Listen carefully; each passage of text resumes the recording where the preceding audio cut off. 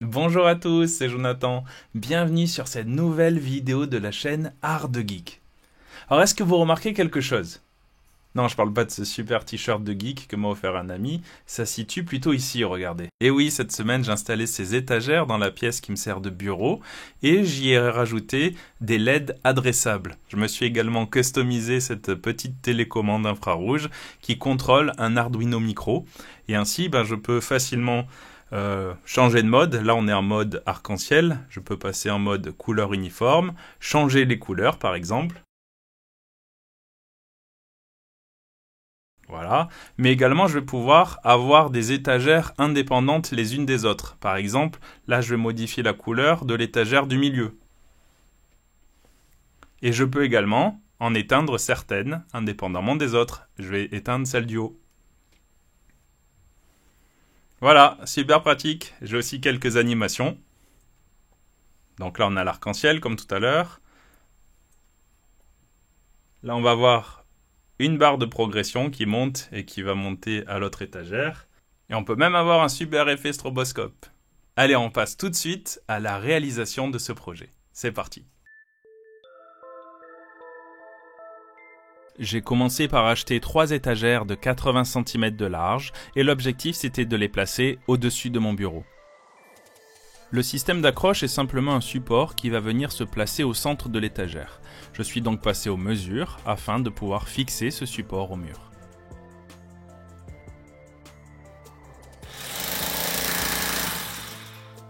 Et n'oubliez pas les lunettes de protection.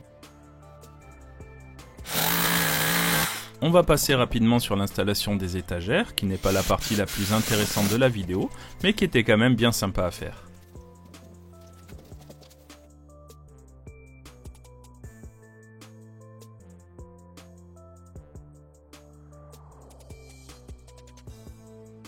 Une fois tout fixé, j'ai découpé un morceau de goulotte électrique pour y faire passer proprement les câbles qui seraient reliés au bandeau de LED.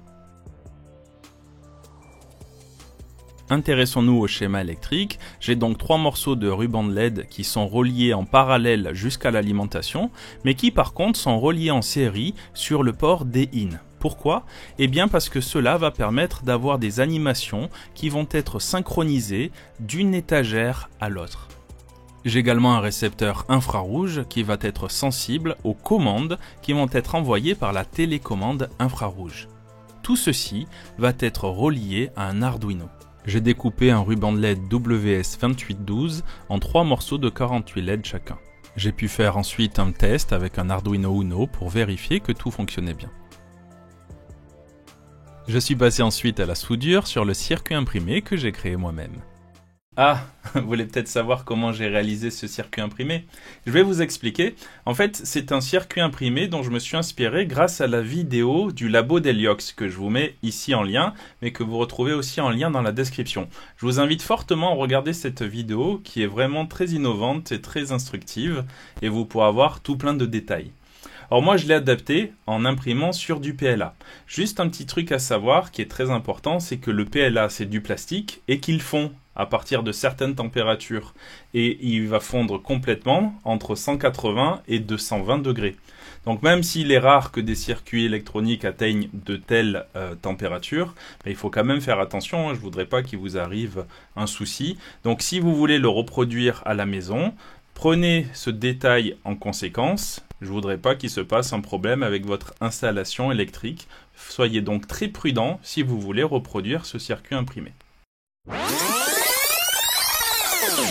J'ai tout simplement imprimé en PLA un petit support que j'ai modélisé dans Fusion 360. Sa hauteur est de 1,2 mm de haut et sa largeur lui permet de rentrer proprement dans la goulotte électrique. J'ai ensuite utilisé le logiciel Easy EDA pour dessiner mon circuit imprimé. Je crée des connecteurs de 3 mm de diamètre, ainsi que les bandes qui le relient entre eux. Bon, c'est un peu grossier, mais c'est pas grave, de toute manière, ça sera caché, et au moins je me suis pas embêté pour la suite de la réalisation, et encore moins pour le perçage.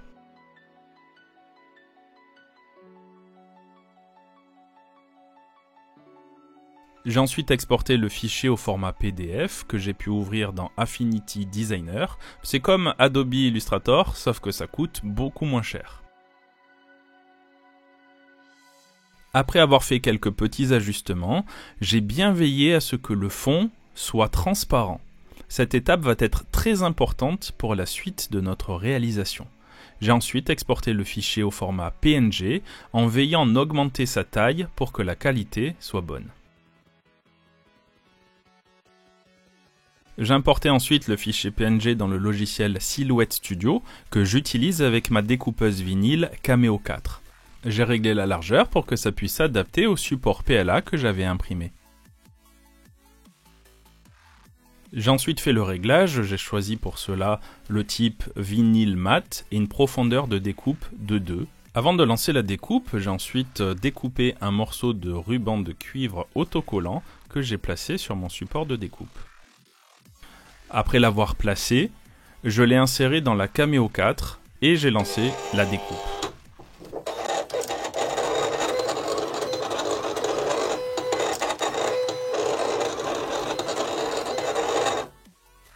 Voilà, ça c'était à vitesse normale. Alors vous retrouvez ici un petit test que j'avais fait avant, et juste à côté, notre circuit imprimé que nous allons utiliser. C'est parce qu'on a choisi un fond transparent notre PNG qu'il a pu déterminer les traits de découpe. J'ai ensuite utilisé du papier transfert pour récupérer le morceau de cuivre que j'avais découpé, et j'ai pu ensuite, en le découpant à la bonne largeur, le coller sur mon support PLA.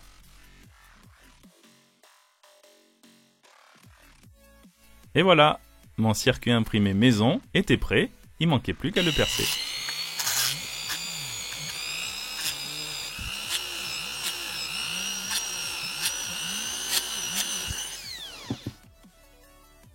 Bon, tout ça pour vous dire qu'ensuite je suis passé à la soudure sur mon circuit imprimé. D'après les instructions du vendeur, ce ruban de LED alimenté avec du 5 volts est censé consommer 18 watts pour 60 LED, soit 0,3 watts par LED. Étant donné que j'utilise 144 LED, on devrait obtenir 43,2 watts. J'ai donc testé le circuit sur mon alimentation de labo et la surprise, je n'ai pas obtenu du tout les mêmes valeurs. La puissance variait en fonction des couleurs et on verra plus tard dans cette vidéo la raison, mais avec du blanc froid, c'est-à-dire tout allumé à fond et à 100%, on avait une puissance maximale de 9 watts. J'ai donc utilisé un transformateur de 5 volts, 4 ampères, c'est-à-dire un total de 20 watts, qui était largement suffisant. Et comme vous le voyez, ça fonctionnait correctement. Une fois que j'étais sûr de mon montage, j'ai fixé proprement les LED sur chaque étagère et j'ai fait passer le câble relié au port D-in à l'intérieur de l'étagère et je l'ai fixé avec de la colle chaude. J'ai également fait 2 petites encoches sur l'étagère afin que mon câble ne soit pas pincé contre le mur. J'ai également créé un support de télécommande que j'ai imprimé en 3D et je l'ai fixé sous l'étagère du bas avec du scotch double face. Cela me permet d'avoir accès rapidement et simplement à la télécommande. J'ai ensuite créé également un petit boîtier en 3D que j'ai fixé contre le mur et dans lequel j'ai placé l'Arduino Micro. Ainsi, le port USB est toujours accessible et je peux reprogrammer le comportement des étagères si besoin. J'ai également placé mon récepteur infrarouge ainsi qu'un interrupteur dans la goulotte de manière très propre. Après tout ceci, j'étais super content du résultat et tout fonctionnait correctement avec différents scénarios possibles. On va s'intéresser maintenant au fonctionnement d'un ruban de LED adressable. Vous allez voir, c'est super intéressant comme technologie. Et vous allez comprendre notamment pourquoi la puissance nécessaire varie en fonction de la couleur. C'est parti pour l'explication. Pour comprendre comment fonctionne un bandeau de LED, j'ai réalisé un circuit avec 3 potentiomètres qui vont me permettre de modifier l'intensité de rouge, de vert et de bleu. Et c'est vraiment le mélange de ces 3 couleurs qui vont permettre d'obtenir en théorie plus de 16 millions de couleurs, dont le blanc. Si on regarde de plus près, chaque pixel est composé d'une LED rouge, d'une LED verte et d'une LED bleue. Et en faisant varier l'intensité de chacune d'entre elles, on va pouvoir obtenir tout un tas de couleurs. Par exemple, si on met du rouge et du bleu, ça va faire du violet. Mais si on met les 3 couleurs, ça va faire du blanc. Comme sur un écran en fait.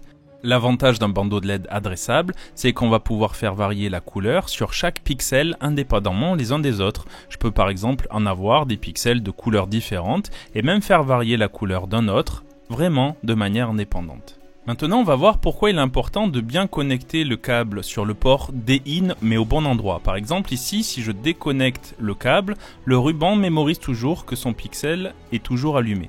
Et si je bouge le câble, bien il va allumer le premier pixel connecté à l'endroit le plus proche du port D-in.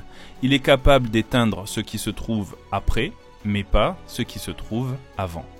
Même si pour l'explication du fonctionnement de la télécommande infrarouge, j'aurais pu le reproduire et vous le montrer, j'ai préféré vous montrer son fonctionnement sur l'outil Tinkercad, parce qu'il est très utile pour pouvoir créer facilement des circuits imprimés et lancer des simulations pour pouvoir voir le comportement sans avoir à avoir le matériel avec soi.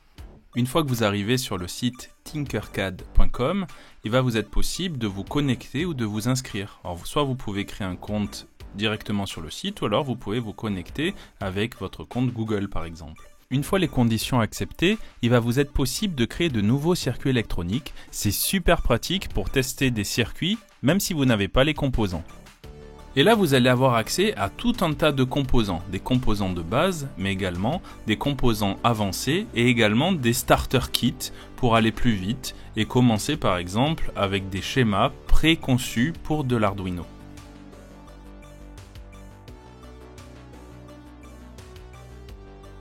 Vous avez également la possibilité d'accéder à la programmation, au code, soit par bloc, mais moi je suis pas très à l'aise avec ça, soit carrément en script. Et là, vous allez pouvoir coder de la manière que vous souhaitez avec du code Arduino classique. Il est également possible d'utiliser certaines librairies comme iRemote, qui est pratique pour comprendre les instructions envoyées par la télécommande infrarouge. Si vous lancez la simulation, vous allez pouvoir voir le comportement de votre circuit électronique. Là par exemple, si j'appuie sur les boutons de la télécommande, le récepteur infrarouge va capter des entiers. Alors ce qu'on va faire, on va passer ces entiers en forme hexadécimale pour que ça soit plus compréhensible et qu'il y ait moins de chiffres à traiter. Maintenant, si j'appuie sur ma télécommande, on va voir que les résultats que j'obtiens sont de forme hexadécimale. Donc le principe est simple, à chaque fois qu'on va appuyer sur une touche, le récepteur infrarouge va nous dire quel est le code hexadécimal qui correspond. On va récupérer ce code et on va mettre des conditions pour réagir de certaines manières en fonction de la touche sur laquelle on a appuyé.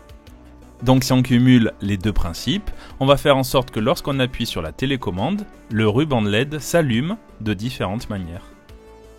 C'est donc ce que j'ai fait dans le code de l'Arduino.